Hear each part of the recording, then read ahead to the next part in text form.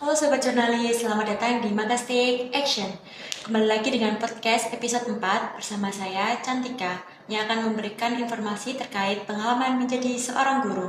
Bersama bintang tamu kita yaitu Ibu Isrin Koiria, SPD, dan Ibu Haryani, SPD.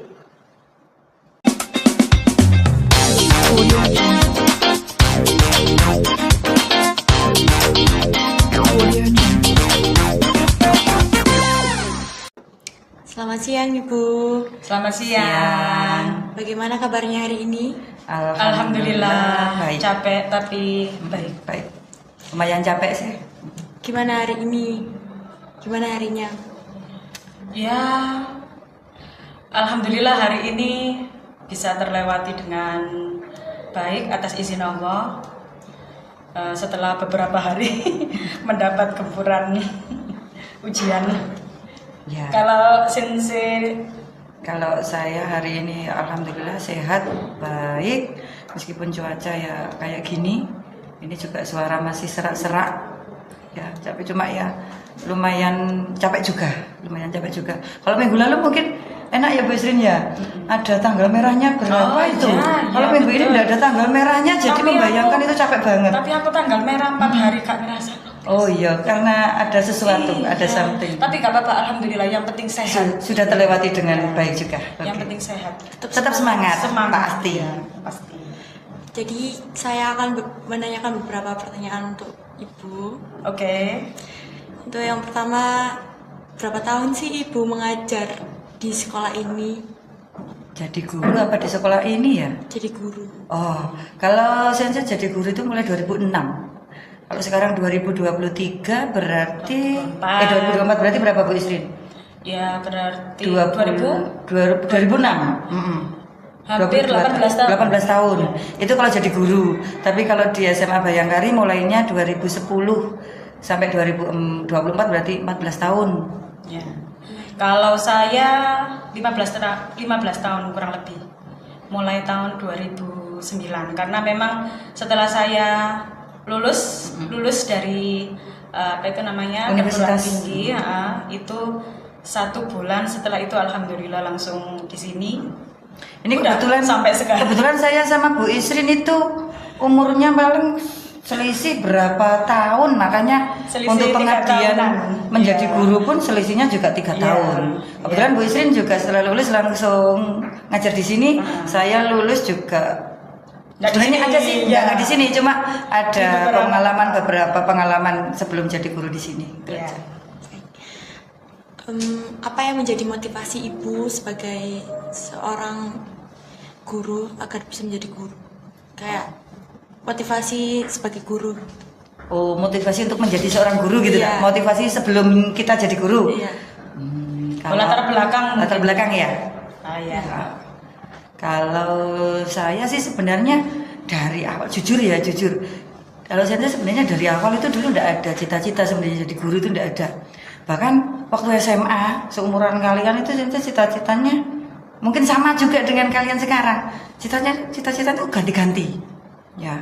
Dulu saya itu pernah kepikiran jadi polwan. Kemudian yang terakhir kepingin itu Memang pembinaan Kak Popo. pengen jadi polwan, tapi gigi tidak mendukung. Sudah dari awal Bu Sri, Oh, gigi ya. tidak mendukung. Oke. Kemudian inginnya itu seperti yang mungkin trendsetter di TV. Inginnya menjadi wanita karier, pegawai kantoran, memakai jas apa itu? Slek. Bukan. Memakai setelan jas itu loh ya, yang kayak keren, masuk keluar masuk gedung bertingkat lantai berapa. Itu impiannya Sensei dulu. Kemudian Sensei masuk di Universitas Negeri Surabaya, Sensei Universitas UNESA, jurusan S1 Pendidikan Bahasa Jepang pun saya tidak tahu. Benar-benar tidak tahu kalau itu nanti outputnya akan menjadi guru. Dan Karena jurusan pendidikan bahasa Jepang masuk begini Kak? loh Bu Isrin, background kita beda. Backgroundnya beda itu maksudnya pengetahuan saya minim sekali. Kemudian mungkin kalau saya sama Bu Isrin jelas beda ya. Saya kan dari Nganjuk itu kan bener-bener duweso. Kalau Bu Isrin tuh Foto desa. Sidoarjo, asli Sidoarjo, jadi pengetahuannya mungkin beda, Sama lebih banyak. aja. Terus lagi di background keluarga, Sensei itu kedua orang tua Sensei itu kebetulan tidak mengenyam pendidikan tinggi. Jadi, tapi alhamdulillah meskipun mereka tidak mengenyam pendidikan tinggi, mereka hanya lulus SD. Orang tuanya Sensei dua-duanya itu lulus SD. Tapi meskipun mereka itu lulusan SD, mereka ingin anak-anaknya itu lebih baik dari mereka.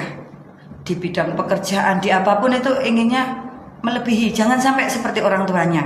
Makanya ketika Sensei mengutarakan ingin kuliah, mereka langsung silahkan tanpa ada tanpa ada syarat. Yang penting mereka tuh percaya sama anak-anaknya, percaya sama Sensei. Pak, Bu, pengen kuliah, silahkan. Kamu mau sekolah apa, terserah sampean yang lebih tahu sampean itu kansnya di mana, istilahnya seperti itu. Kemudian Sensei ngambil, kalau dulu mungkin sekarang SNBP ya Bu Isrin yang tes itu ya. Iya. Kalau dulu zamannya saya namanya UMPTN. SNBT sekarang. Itu Sensei ngambil 2 jurusan, yaitu yang pertama bahasa Inggris UNESA, yang kedua bahasa Jepang UNESA. Itu enggak tahu berarti ya. Enggak tahu kalau dua-duanya itu nanti jadi guru itu enggak tahu. Terus pokok kuliah karena Sensei melihat di nilai SMA itu yang mendukung adalah bahasa Inggris dan bahasa Jepang. Akhirnya ya itu yang diambil. Kimia ya. Saya hitung-hitungan Iya, no. Bahasa ya, Kebetulan saya SMA-nya itu bahasa. Ya, jadi kalau saya hitung-hitungan itu sangat poor and less sekali, minim sekali. Ya. Kemudian ini panjang dan lebar tidak apa-apa. Tidak apa-apa. Oh, baik. Mumpung diwawancarai. Terus akhirnya ngambil bahasa Inggris pilihan 1, pilihan 2-nya ngambil Jepang. Ternyata di bahasa Inggris tidak keterima, tapi alhamdulillahnya di bahasa Jepangnya keterima. Masuk di bahasa Jepang semester 1, semester 2 pun enggak tahu itu nanti bakalan jadi guru.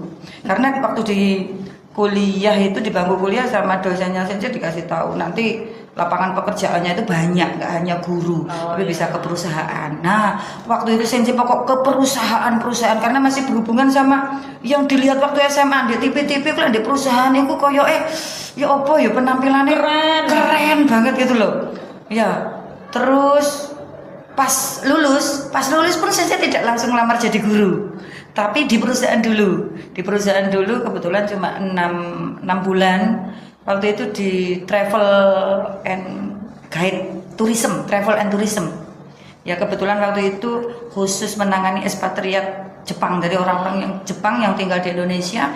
Kalau mau tour atau di guide kita tujuannya ke Gunung Bromo sama Semeru.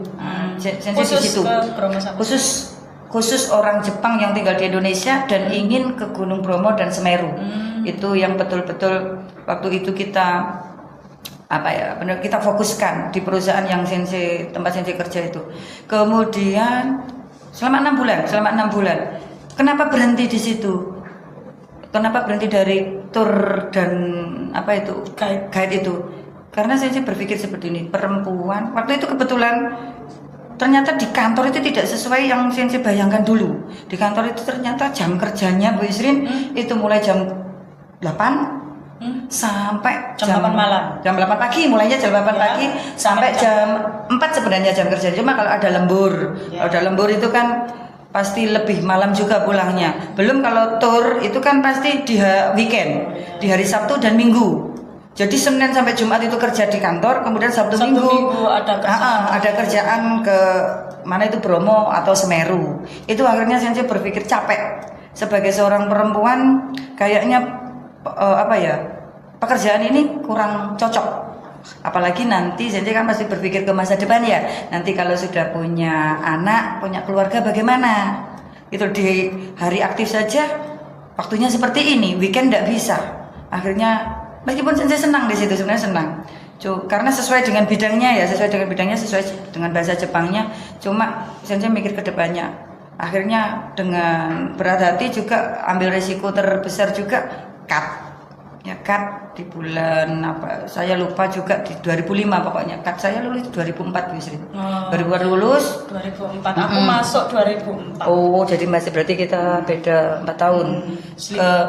Terus kemudian nyoba ngelamar jadi guru. Nyoba betul-betul nyoba. Tapi alhamdulillahnya jalan itu lancar. Jadi nyoba ngelamar di Semanim waktu itu. Pak Semani alhamdulillah keterima. Kemudian pernah nyoba di SMA Kerembung keterima. Terus kemudian terakhir di SMA Bayangkari ya alhamdulillah bertahan sampai sekarang. Itu sebenarnya apa ya? Bayangkari berarti. Sangat cinta ternyata Bayangkari. dari berbagai tempat ya, dari berbagai tempat nih bersama Kerembung Bayangkari. Ternyata Yang lingkungan kerja mendukung. sangat menyenangkan itu Di di SMA Bayangkari, SMA Bayangkari. Ya, jadi sebenarnya tidak ada Karena latar anak belakang. aku kayak.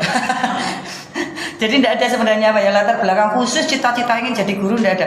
Itu mungkin bisa dibilang kesasar, tapi kesasar yang membawa berkah. membawa berkah, yang menyenangkan dan ya membahagiakan buat saya. Ya. Kalau Bu Isri, Oke. Kalau saya berbeda banget sama Bu Aryani. Karena memang Backgroundnya mungkin beda ya? backgroundnya sangat berbeda. Orang tua saya kebetulan dua-duanya Guru, menjadi pendidikan. guru. Ya, ibu saya guru SD, ayah saya pengawas. Pengawas Tapi ngajar juga, jadi guru juga. Kemudian ketika saya ditanya waktu SD SMP itu kalau cita-citanya apa? Secara tidak sadar saya ngomongnya jadi guru. Ya itu pun Karena hanya mungkin setiap hari melihat Iya. ayah sama ibunya. karena figur saya seorang ibu dan seorang ayah Contoh itu kok langsung. kayaknya enak gitu jadi guru. Apa itu namanya berangkatnya jam 6:30, pulangnya waktu itu ya sekitar jam 12-an ya Iya. kan. Nggak kayak Nggak sekarang seperti kan sekarang, kurikulumnya ya. Kok enak ya sore-sore enak bisa ngumpul sama keluarga. Kemudian kalau malam juga enak bisa ngumpul sama keluarga, nggak ada sip-sipan gitu. Jadi kalau ditanya cita-citanya apa, Memang saya dari mesti awal. bilang jadi guru. Kemudian ketika SMA, kebetulan waktu SMA itu saya senang sekali dengan pelajaran kimia. Saya menyenangi dua pelajaran waktu SMA. Yang pertama itu pelajaran kimia, yang kedua PJOK. Oh, Saya PJOK senang jauh sekali. banget Bu Isrin. Kalau hitung-hitungan itu berarti otak kanan apa otak kiri Bu Isrin? Kanan kayaknya. Oh, kanan. Ya. Saya nggak tahu ya, mau otak kanan otak kiri. Pokoknya intinya saya suka dua pelajaran itu, kimia sama PJOK. Padahal Karena pada berbanding saat terbalik itu ya? saya ketika kecil sampai menginjak remaja, itu lari saya itu termasuk lari yang cepat. Berarti betisnya sampean itu besar Bu Isrin. Gede. Iya, soalnya kuat dicek. lari ya. Bisa dicek. Kemudian ketika mau lulus kan otomatis kita dijaring kayak misalkan ya zaman sekarang itu kan anak-anak daftar SNPP macam-macam gitu ya. Nah, saya pikirannya ya cuma satu, pengen jadi guru. Jadi otomatis ambil jurusan pun ya saya sesuaikan dengan keinginan atau dengan cita-cita saya. Berarti saya ke pendidikan. Waktu itu saya ambil di UNESA pendidikan kimia, ternyata enggak lolos. masuk. Ya, enggak lolos. Grade-nya tinggi. Tidak. Enggak lolos, intinya enggak lolos. Saya kalah di tes wawancara. Kemudian ketika itu selesai, teman-teman saya pada lolos. Teman-teman saya satu kelas itu yang daftar ke UNESA waktu itu namanya PMDK. Jadi SNBP yang sekarang zaman saya itu namanya PMDK. Nah, teman-teman saya banyak yang lolos ke UNESA. Jadi saya berkecil hati, ya Allah, kanca-kancaku akeh sing lolos. aku Kimia nggak itu Bu lolos. Isrin? Enggak, dari Oh, berbagai mata lain. Dari berbagai jurusan. Kemudian guru saya bilang begini, Rin ada PMDK ke Malang. Iya Pak, tapi hari ini harus sudah ngirim berkas. Jadi waktu itu nilai yang diambil, Apa? waktu itu nilai yang diambil adalah fotokopi rapot. Ya, fotokopi rapot. Ya saya tinggal fotokopi rapot, tidak menyertakan apapun, hanya fotokopi rapot dan formulir pendaftaran. Sedangkan waktu saya daftar di UNESA, Banyak yang itu harus disertakan. Banyak yang saya sertakan banyak. Rapot, sertifikat itu banyak yang saya sertakan. Ternyata saya malah gagal. Kemudian ketika ke UM itu Universitas Negeri Malang, ya. Nah, itu saya asal-asalan. Aduh, wong sing waktu itu kan UNESA pendidikan kimianya itu C. Akreditasinya masih C. Sedangkan pendidikan kimia di UM itu B. Tapi saya diminta untuk daftar sama guru saya. karena melihat teman-teman saya sudah Keterima di UNESA. Kok saya belum, akhirnya dicarikan jalan. Dikasih peluang. Terus akhirnya saya bilang begini, oke lah, ya disuruh daftar ya daftar saja. Tapi Saya mungkin nggak sesemangat yang di UNESA. Betul. Di dalam hati saya begini, wong sing UNESA akreditasi cek gak iso nembus, apa malah sing B. Di dalam hati saya begitu, tapi ternyata apa yang di logika kita itu tidak berlaku sama sekali dengan ketentuan Tuhan Yang Maha Esa ya. Iya. Ternyata setelah saya beberapa waktu menunggu pengumuman, saya justru keterima di pendidikan kimia UM. Dan ketika itu saya melihat dari 12 mahasiswa yang diterima sejatim, waktu itu sejatim ya, saya itu urutan nomor 11. Saya urutan nomor 11. Jadi kayak misalkan ditanya sekarang prestasinya apa ya, keterima PMDK di UM ya. Itu sudah sesuatu yang sangat wow. Yang benar-benar kayaknya nggak nyangka sama sekali gitu loh. Akhirnya ya sudah, dengan begitu awalnya saya itu nggak bisa memberikan penjelasan dengan baik, Cantika. Jadi kalau misalkan saya menjelaskan itu ya belepotan. Karena memang lebih jago sampean-sampean yang saat ini kalau presentasi itu jauh sekali dengan anak-anak zaman sekarang. Tapi dengan beberapa tahun saya belajar itu, saya tahu, oh saya itu dulu kelemahannya kalau misalkan ini ya ngajar. Oh saya dulu kelemahannya di sini, berarti anak-anak nggak boleh seperti bingung ini. Seperti saya. Saya harus menjelaskannya dari akar permasalahan ini. Jadi begitu. Ya intinya dengan saya punya latar belakang orang tua saya menjadi guru, saya pun juga kepingin menjadi guru. Bahkan bukan orang tua saja, mbah saya itu juga guru. Pak D, Bude, Pak Le, Bule, kakak saya itu semuanya juga jadi guru. Bahkan ibu saya punya cita-cita begini. Ibu saya kan guru SD. Ya, guru SD. Ibu saya bilang begini, kalau saya guru SD berarti anak-anak saya harus mengajar anak SMP atau SMK di atasnya SD. Mbak saya itu di tingkat SMP, saya di SMA. Ya, kurang gitu. Jadi memang betul-betul berbeda ya Bu Srin background-nya. Iya. Tapi kita dipertemukan di satu tempat yang sama. Untuk tantangan terbesar dari beliau ini, saya sebesar sebagai seorang guru. Saya dulu ya. Gini. Tantangan terbesar saya itu sebenarnya awalnya waktu saya jadi guru itu saya merasa tantangan terbesar saya itu ada di materi.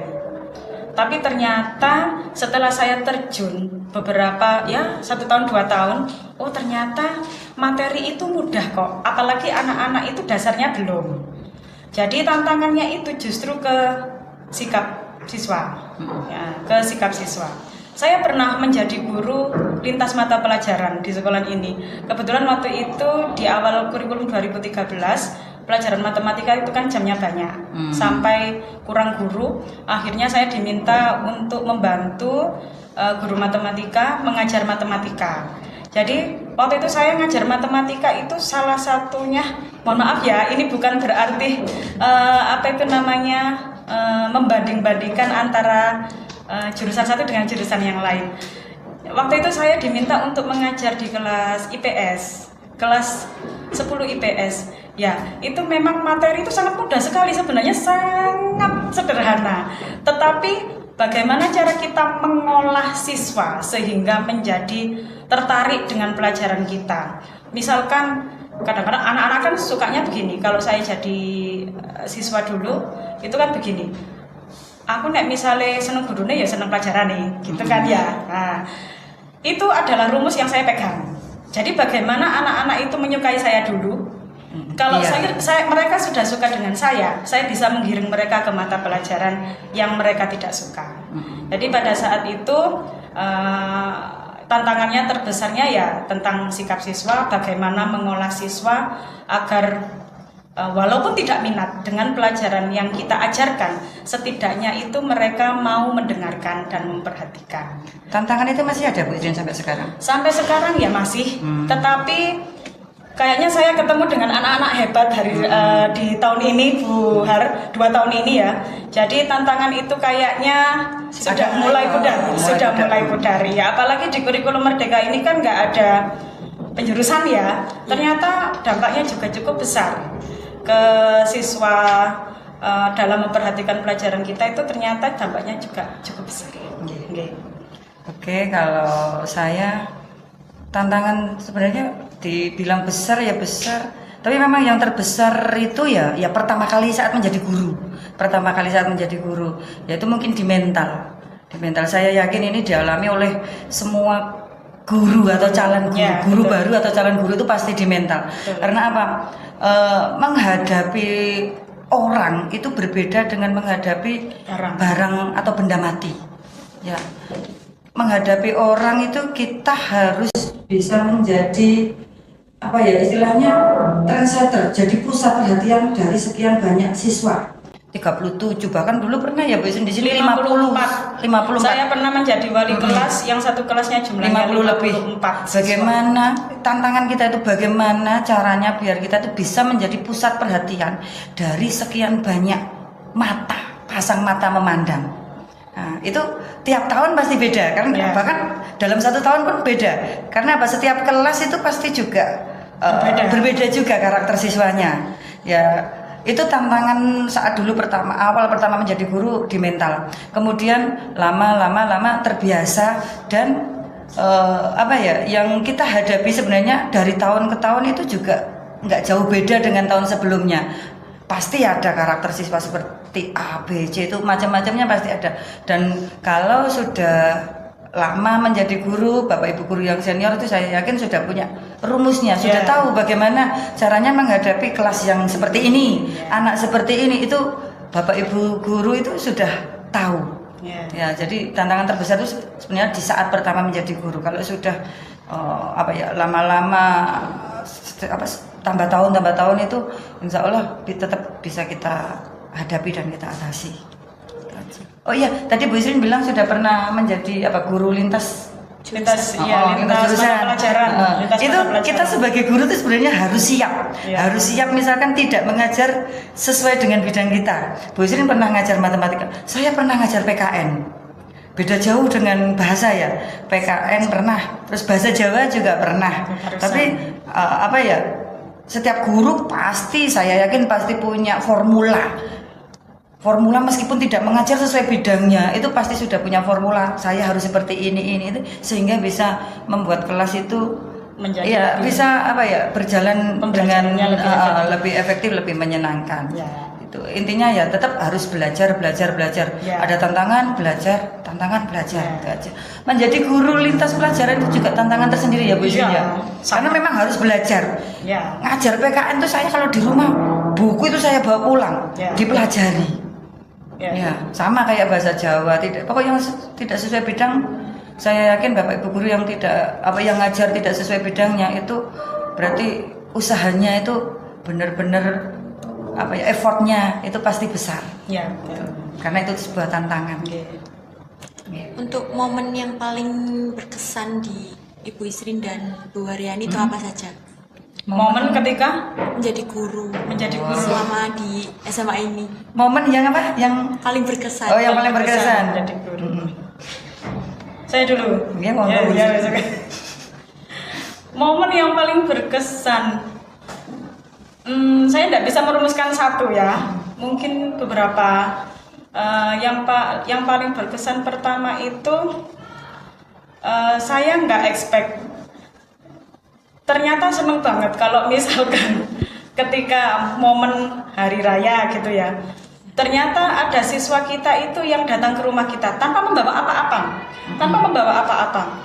Kamu ke rumah saya niatnya silaturahmi sendirian. Niatnya silaturahmi itu saya benar-benar ya Allah, kok seperti ini ya penghargaannya anak-anak. Saya merasa benar-benar dihargai. Bahkan sampai tahun ini saya punya anak didik ya. Waktu itu di tahun 2013 lulus 2014 sampai sekarang sudah punya anak, masih silaturahmi, punya istri, punya anak. Setiap tahun itu masih datang ke rumah saya. Dan setiap tahun itu selalu menyempatkan ke rumah saya ketika Idul Fitri. Bahkan sampai dia kan bekerja ya, di sela-sela pekerjaannya itu dia benar-benar menyempatkan waktu untuk ke rumah saya. Bu, saya ini tadi ya sebenarnya ada pekerjaan di sana, atau waktu itu kan di pabrik. Dia kan di pabrik, jadi saya menyempatkan Bu ke sini. Ya Allah, wes nek memang ada kesibukan ya nggak usah apa itu namanya di sini ke sini enggak apa-apa, pakai WA aja, via WA aja kan enggak apa-apa. Enggak Bu, saya enggak serbu kalau enggak ke sini. Dan anak yang seperti itu kurang lebih ada sekitar 5 anak, sudah punya istri, ada bahkan yang jodohnya itu anak SMA Bayangkari. Itu juga sepasang suami istri itu datang ke rumah, kemudian ada yang sampai bawa anak ke rumah saya itu. Berarti sudah jadi mbah-mbah ya Bu istri kita? Iya, saya berarti jadi mbah-mbah. Itu terus itu yang pertama ya. Yang kedua, saya tidak memungkiri, saya sendiri juga benar-benar nggak expect, ternyata tahun lalu saya jadi guru favorit. Alhamdulillah. Saya jadi guru favorit dan benar-benar loh. Dari mana ini kok bisa-bisanya saya, padahal banyak yang lebih bagus, padahal di tahun itu saya benar-benar nggak full, nggak bisa ya, full sebenarnya. Dibandingkan dengan tahun-tahun sebelumnya, saya benar-benar menyiapkan menjadi seorang guru, bagaimana cara mengelola anak-anak di kelas, menyiapkan materi, menyiapkan permainan, itu sudah saya sangat kelola. Tapi di tahun kemarin saya benar-benar kurang, kehilangan banyak waktu. Tapi kok ternyata ya, alhamdulillah penilaiannya anak-anak masih baik terhadap saya. Ya semoga itu juga jadi tantangan Cantika ya. Dengan adanya predikat itu, saya pun juga tertantang. Saya ada predikat ini sebelumnya, berarti ya bagaimana cara mempertahankan, walaupun misalkan predikat itu tidak selalu melekat di saya, setidaknya anak-anak itu masih punya kesan yang baik kepada saya. Itu. Oke. Kalau saya mungkin tidak bersifat khusus, maksudnya apa kesan tadi ya? Kesan yang paling berkesan, yang paling berkesan selama menjadi guru. Sebenarnya setiap momen, setiap menghadapi siswa, setiap tahun itu kesannya macam-macam, beda-beda. Dan di setiap tahun itu juga ada yang benar-benar mengena. Di setiap tahun pasti ada yang mengena di pikiran. Ya. Bahkan di berbagai tempat yang pernah saya mengajar, di sini seperti ini, di situ seperti ini, di sana seperti itu, kesannya juga berbeda-beda. Dan setiap angkatan itu memiliki kelebihan masing-masing juga. Ya, itu yang paling berkesan. Mungkin kalau untuk kesan kakak kelas kalian yang mau lulus kelas 12, itu mungkin kesannya adalah kesan siswa tersedikit ya Bu Istri ya? Tersedikit karena memang mereka adalah angkatan COVID ya. Angkatan COVID itu. Tapi walaupun sedikit, tapi mereka kompak sekali, mudah diatur, pinter, ya. Gampang diatur. Ya. Terus untuk mungkin yang lebih lebih spesifik itu, kalau tadi kesan secara umum ya, setiap angkatan pasti punya kesan, setiap siswa, bahkan setiap siswa di setiap kelas itu kesannya juga beda-beda. Tapi tidak ada yang memberi kesan jelek, itu tidak ada. Karena apa? Setiap anak, setiap individu, setiap kelompok itu pasti memiliki kekurangan dan kelebihan masing-masing. Tuh. Saya sangat senang sekali misalkan apa yang saya sampaikan di dalam kelas, karena kalau bisa sebagai seorang guru itu kita tidak hanya memberi pelajaran materi yang kita ampu saja, tapi semuanya, bahkan pelajaran hidup yang sudah pernah kita lewati. Bukan berarti karena apa? Seorang guru itu tidak hanya menjadi guru saja, tapi juga menjadi pendidik, bisa jadi teman, bisa jadi orang tua. Bahkan ada anak kelas 11 itu yang pernah bilang ke Sensei seperti ini, Sensei itu seperti mama. Kenapa? Itu sukanya mendekati terus tanya-tanya. Sampean seneng nggak kalau mama sampean seperti itu? Seneng. Jadi istilahnya mungkin setiap siswa macam-macam ya. Ada yang kepingin diperhatikan itu, dia ingin didekati dulu. Ada yang bisa langsung ngobrol mungkin, tapi setiap siswa karakternya masing-masing. Kalimat tersebut itu menurut Sensei berarti memang berkesan sekali karena berarti memang setiap siswa itu gitu. Makanya kadang di kelas itu saya tidak langsung to the point ke materi pelajaran, bahkan kadang pernah 1 jam 2 jam itu nggak pelajaran karena apa? Karena menurut saya moral, attitude, sosialnya anak-anak itu perlu dibangun. Karena apa? Zaman saya sama zamannya kalian ini berbeda. Sangat berbeda. Kalau zaman saya itu, zaman saya sama Bu Isrin mungkin masih tantangan 12 ya. Tantangan terbesarnya adalah fasilitas ya Bu Isrin. Kita fasilitasnya minim. Ya. Kalau zaman sampean sekarang ini fasilitas sudah sangat lengkap, tapi penyaringnya yang susah. Kemauan juga sih sebenarnya. Sama effortnya juga ya. Jadi perlu perlu pendekatan yang emosional yang mungkin beda dengan zaman saya dan Bu Isrin. Zaman saya sama Bu Isrin dimarahi dilihat orang tua gitu sudah takut. Ya, apalagi sampai orang tua marah, guru marah itu sudah takut. Ya, jadi kalian semua punya kesan masing-masing. Ya, dan kalian semua yang jelas hebat semua. Dari angkatan berapa sampai sekarang. Jadi anak itu kan kecerdasannya berbeda-beda. Kalau misalkan ada anak yang, saya sendiri kalau di kelas juga tidak pengen kok, maksudnya anak-anak itu pintar di pelajaran saya, ya saya sadar. Ya tidak mungkin memaksa ya. Tapi kita yakin ya Bu Isrin, dari keberapa itu 17 mata pelajaran itu pasti salah satu itu nanti akan menjadi rezeki buat anak-anak masing-masing itu pasti. Karena apa? Buktinya kalau kita mendengar lulusan kerja misalkan jadi polisi, berarti dulu mungkin dia faknya jadi guru ekonomi, berarti memang padahal anak IPA. Ternyata memang setiap anak uniknya masing-masing itu tadi. Ya. Yang terakhir, saran dan nasihat untuk siswa-siswi SMA Kemal Bayangkari ini. Saya dulu Bu Isrin. Saran saya sama nasihat saya itu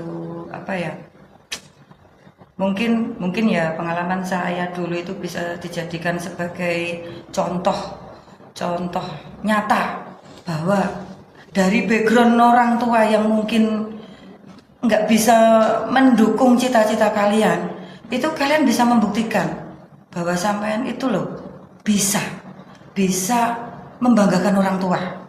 Ya, bisa membanggakan orang tua. Saya tadi udah bilang kalau orang tua saya itu SD. Alhamdulillah karena kemauan mereka, karena usaha mereka dan doa. Tidak lupa doa mereka, anak-anaknya itu bisa kuliah. Ya, bisa menjadi guru, yang dua itu menjadi guru. Kemudian yang satu juga kerja mungkin tidak di bidang guru. Jadi intinya orang tua bagaimanapun itu tetap utama. Dengarkan kata orang tua, dengarkan nasihat orang tua, dan jangan lupa minta doa orang tua. Jangan pernah sekali-sekali membantah orang tua. Kalaupun tidak cocok dengan apa yang dinasihatkan mereka, pelan-pelan kasih pengertian. Saya yakin orang tua sampean itu istilahnya kalau sampean bisa dipercaya, insya Allah orang tua akan memberi kepercayaan penuh kepada sampean. Itu yang pertama. Yang kedua, saran dan nasihat adalah niat nomor 1. Ya, niat nomor 1 untuk yang lain-lainnya itu bisa menjadi pendukung. Contoh, ini mungkin agak panjang juga ya Bu Isrin, permisi ya. Contoh, kenapa saya bilang niat nomor 1? Saya pernah berpengalaman pergi ke Jepang. Pergi ke Jepang itu bukan karena saya pinter, tidak. SD, SMP, SMA saya itu bukan 10 besar. Ya, jadi kalau dibilang saya anak pinter itu sebenarnya enggak juga. Anak beruntung enggak juga Bu Isrin. Ya mungkin beruntung ya. Jadi pinter itu saya sebenarnya enggak. Di universitas pun saya IPK-nya pas lulus IPK itu 3,26, enggak kumlot banget. Cuma saya itu benar-benar punya niat harus bisa pergi ke Jepang. Karena apa? Sesuai dengan jurusan yang saya ambil. Kalau saya tidak bisa pergi ke Jepang saat saya menjadi mahasiswa, minimal nanti harus bisa pergi itu saat saya bekerja. Saat saya bekerja menjadi guru, saya pernah melamar pergi ke Jepang dalam program teacher training Bu Isrin ya. Itu sampai 6 kali lamaran. Mungkin bisa dibayangkan 6 kali lamaran itu, setiap kali lamaran adalah 1 tahun, berarti 6 tahun. 6 tahun itu saya mencoba. Pertama gagal sakit hati, kecewa pasti, itu manusiawi. Kemudian kedua gagal lagi, ketiga gagal lagi. Mungkin orang kalau sudah nggak punya niat, itu paling prinsipnya Allah ya sudah, wong ternyata susah, angel ternyata ke Jepang itu. Tapi saya yakin Tuhan itu pasti tidak mungkin memberikan kita itu kegagalan terus, itu tidak mungkin. Pasti kalau kita ada niat, usaha, doa, itu pasti suatu saat itu kita diberi jalan. Nah, itu saya buktikan di lamaran ke-6. Jadi di lamaran pertama sampai ke-4 itu saya juga tidak diam saja. Saya tanya ke teman, googling apa sih yang kurang dari persyaratan saya itu. Kok saya sudah tes sampai ke Jakarta, ke Jepang, tapi kok tetap gagal tuh apa ya yang kurang? Saya sharing juga. Jadi intinya juga jangan malu juga untuk bertanya. Karena kita itu tidak sempurna. Kalau kita gagal, kita harus tanya kepada orang yang pernah berhasil, mungkin minta sarannya sebaiknya bagaimana. Intinya tidak malu bertanya juga. Ya, yang pertama minta doa orang tua, nasihat orang tua, jangan berani sama orang tua. Yang kedua, jangan pernah takut gagal. Karena Tuhan itu tidak akan pernah memberi sampean itu kegagalan terus. Pasti suatu saat ada berhasilnya, meskipun berhasilnya itu tidak sesuai dengan yang kamu inginkan loh ya. Meskipun tidak sesuai dengan bidang yang kamu inginkan, tapi teman harus punya the second, the third, the fourth, pilihan itu harus punya. Ya, choice itu tidak hanya satu. Yang namanya choice pilihan itu bisa 10, itu bisa. Ya. Kemudian yang ketiga, yang kedua tadi apa ya? Jangan takut gagal ya. Yang ketiga, tetap sertakan Tuhan, sertakan Allah dalam semua urusan sampean. Insya Allah semuanya lancar. Tuh. Amin. Amin. Ya. Kalau dari saya pesan untuk anak-anak, untuk anak didik seluruhnya, anak zaman sekarang itu kan memang kayak semacam mentalnya itu tidak sekuat anak zaman dulu. Jadi kayak dikit-dikit mengeluh, dikit-dikit katanya ini berat, dikit-dikit katanya ini beban gitu. Dikasih soal yang tidak sesuai dengan contoh, padahal sesuai dengan contoh bilangnya nggak sama dengan contoh gitu. Nah, sebenarnya bisa dilamar kalau itu sama ya Bu Sinja. Sama aslinya, belum dicoba aja, tapi mereka lebih sering mengeluh. Tapi dengan begitu saya tahu, oh ternyata anak zaman sekarang itu sangat berbeda dengan waktu saya seumuran mereka. Jadi pesan untuk mereka adalah suatu ketika kamu pasti akan mendapatkan tantangan itu bertubi-tubi. Pasti. Kamu pasti akan mendapatkan masalah itu bertubi-tubi juga. Kan bersamaan bisa bersamaan ya. Bahkan 2-3 masalah dalam waktu yang bersamaan itu bisa. Pasti bisa. Nah, pesan saya adalah kalau kamu memang merasa berat, kamu boleh istirahat, tapi kamu tidak boleh berhenti. Kamu boleh istirahat, tapi kamu tidak boleh berhenti. Jadi setelah istirahat dan sudah merasa baikan, oh sudah lumayan, maka kamu harus melanjutkan perjalanan itu. Bangun lagi istilahnya. Harus bangun lagi. Jadi intinya itu. Kemudian yang kedua juga sama seperti Sensei Ani tadi, kita harus memuliakan orang tua karena memang beberapa kali terbukti. Kalau kita menghormati orang tua, kita memuliakan orang tua, apa yang kita jalani itu seperti kayak jalan itu jalan tol. Gampang sekali. Ya betul. Gampang sekali.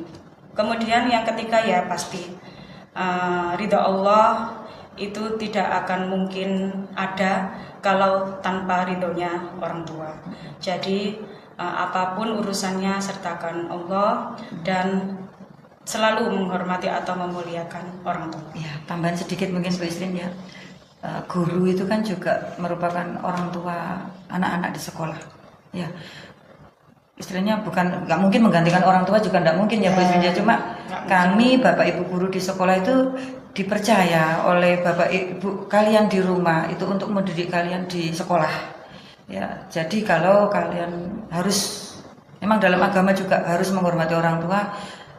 Seyogyanya itu kalian juga bisa menempatkan guru itu juga tinggi derajatnya Bu Isrin. Ya. Ya jelas tidak sama dengan derajat orang tua enggak, tapi alangkah baiknya seyogyanya kalian menempatkan guru itu juga ada di tempat yang tertinggi. Bagaimanapun juga kekurangan kami pasti Bapak Ibu guru itu pasti banyak kekurangan juga. Itu tetap dihargai, diajeni seperti kalian menghormati dan menghargai, mengajeni orang tua kalian, karena Bapak Ibu guru itu juga pengganti orang tua kalian saat ada di sekolah. Itu aja. Kami ngomong begini itu juga bukan berarti omong kosong ya. Jadi kalau misalkan misalnya saya bilang ke murid, anak-anak hormati guru. Saya pun juga pernah menjadi murid. Betul. Jadi otomatis kalau misalkan saya bertemu dengan guru saya, ya seyogyanya bagaimana memperlakukan seorang guru, itu ya saya lakukan. Walaupun guru saya itu sudah pensiun, sudah Betul. tidak menjadi guru. Karena tidak ada yang namanya mantan guru. Tidak ada. Ya, guru ya dari awal sampai akhir ya itu guru saya. Tidak mungkin kita bilang, "Iku mantan guruku." Tidak mungkin ada kalimat seperti itu. Ada satu kalimat Bu Isrin yang selalu terpatri di Dada. otak saya. Oh, di otak. Mungkin Bu Isrin pernah membaca status saya itu. Mengabdilah, Status nake. mengabdilah maka ilmumu akan berkah. Ya. Itu. Mengabdilah dimanapun tempat kita ada. Mengabdi itu bukan berarti kita enggak. Tapi kita bertanggung jawab sepenuhnya dengan posisi kita. Ya. Sebagai siswa bagaimana? Sebagai anak bagaimana? Saya Bu Isrin sebagai guru bagaimana? Ya. Jadi, Saya pun juga mengabdi kepada siswa loh ya. Ya, kami pun sebagai guru juga bagaimana menghormati seorang siswa, memperlakukan seorang siswa kita tahu. Jadi nggak sembarangan memperlakukan siswa. jadi kami menganggap Bapak Ibu guru itu menganggap siswa juga sebagai murid. Ketemu sama orang itu yang nggak ngomong iki lo gini-gini, nggak ada, akhirnya nggak ada kayak gitu-gituan. Jadi kesehatan mental tetap terjaga. Betul. Dan itu kurang lebih. Baik Bu, terima kasih ya. Banyak sekali. Sama-sama. Iya. Iya. Kita terlalu panjang ya. Wah. Harusnya jadwalnya tuh berapa menit sih? 30 menit paling sampai Enggak, 20 katanya. Ya betul 20 ya harusnya ya. Enggak apa-apa Bu. Enggak, harusnya sebenarnya berapa menit? 20. Kurang lebih 20 menit. Kita ini tadi berapa jam? Berapa ya? Berapa? 14.23 40 menit. 40 menit ya Allah. Enggak apa-apa, lumrah ya. Maaf. Kalau melebihi batas waktunya. Jam pulang, Bu. Terima Oke. kasih Bu. Sama-sama. Ceritanya dan sarannya. Ya. Semoga kalian semua sukses ya, anak-anak ya. Ya, untuk Magastik Sukses selalu. sukses selalu. Cukup sekian podcast dari Sensei Haryani dan Bu Isrin. Jangan lupa saksikan podcast episode selanjutnya. Terima kasih. Dadah.